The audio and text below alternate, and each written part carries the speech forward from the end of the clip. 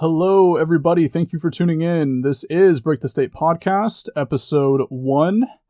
This episode is going to be a bit shorter than the rest. It's really just here to serve as like a jumping off point for the podcast. So I figured what better way to do that than to answer the question, what is the state and why should we break it?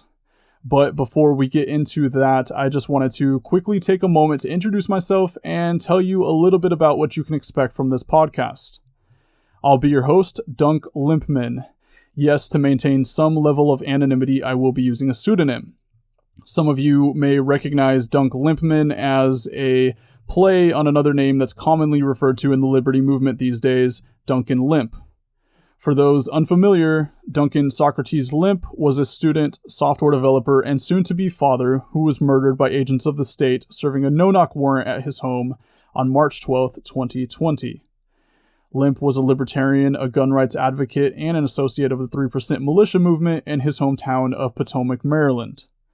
Police say they obtained a search warrant for his home after receiving an anonymous tip about the possession of, quote, illegal firearms, while police claim that Limp was shot after confronting officers and refusing to obey their commands. His family insists this to be untrue and maintain that officers opened fire into his bedroom without warning as he lay sleeping next to his pregnant girlfriend. To this day, the Montgomery County Police Department has refused to release any of the body cam footage of the events that led up to the shooting. Duncan Limp is just one name in the ever-growing list of victims of police brutality. Names like Breonna Taylor, George Floyd, Ryan Whitaker, Eric Garner, Kelly Thomas, Tamir Rice, and countless others. It's because of these names that we'll be discussing things like defunding the police, ending the war on drugs, and doing away with qualified immunity. We'll also explore various other topics such as economics, personal freedom, activism, and current events.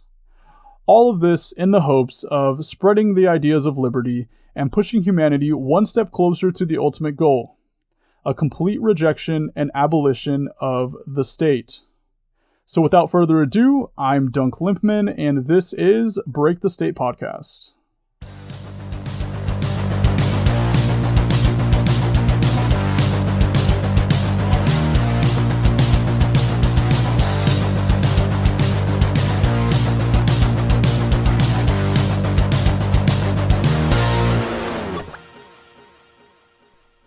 All right, this is Break the State Podcast. I'm Dunk Limpman. Let's jump right into today's topic. What is the state and why should we break it?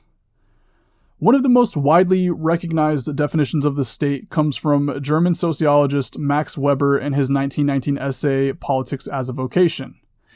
And yes, my fellow Germans, I do understand that I'm mispronouncing his name. Honestly, I did try to pronounce it the right way, and I kind of sound like a dumbass either way. So moving on, in his essay, Weber defines the state as a, quote, human community that successfully claims the monopoly of the legitimate use of physical force within a given territory, end quote. Now, if I've already lost you, don't worry, because we're going to break it all down, starting with the use of the phrase human community. I'd like to change that phrase right off the bat and instead refer to the state as an organization. This is because the word community typically refers to a group of people living within the same place. And while the state is defined as existing within a given territory, not every person living within that territory is an agent or employee of said state. An organization, on the other hand, is defined as an organized body of people with a particular purpose, which seems more fitting for our definition of the state. Next, let's take a look at the word monopoly. Most people would recognize a monopoly as a person or group who holds exclusive control over a particular aspect of the market. In this case, that control is not over a good or a service, but rather what's referred to as the legitimate use of physical force. So let's define physical force, or what I would typically refer to as violence. According to Law Insider, physical force is, quote, force used upon or directed toward the body of another person, end quote. This would generally include things like assault, abduction, imprisonment, or murder. So you might be asking, can violence even be legitimate? And if so, what does it mean for the state to claim a monopoly on it? To answer the first question, yes, violence can be legitimate, but only when used for defense. You, as a human being, have the right to use violence to defend your life, your liberty, and your property, and the life, liberty, and property of others. You do not, however, have the right to initiate violence against other people. To do so would be an illegitimate use of violence. So that brings me back to my second question. What does it mean for the state to hold a monopoly on the legitimate use of violence? Well, you see, the state has convinced you that its agents have rights which other people do not have. The state has convinced you that its agents have the right to assault, abduct, imprison, and murder. And worst of all, the state has convinced you that you do not have the right to defend yourself from these acts of violence by their agents. Everything that the state does is based on violence.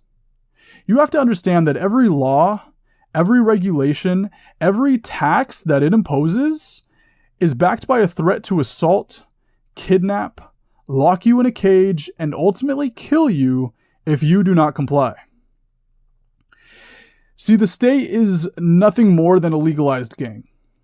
It funds itself through theft and uses violence against its enemies, all while claiming to protect the very people that it abuses.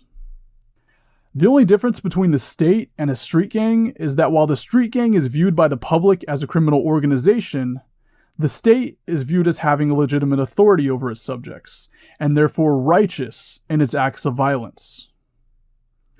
But the state is neither legitimate nor righteous.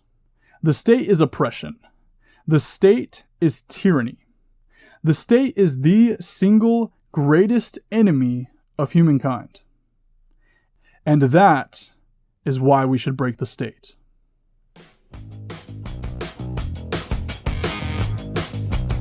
Hey, what's going on, y'all? Thanks for checking out Break the State podcast. I know this was a bit of a short episode and probably a little bit clunky, but I just wanted to put something out there to get the conversation started and kind of tell you what I'm all about.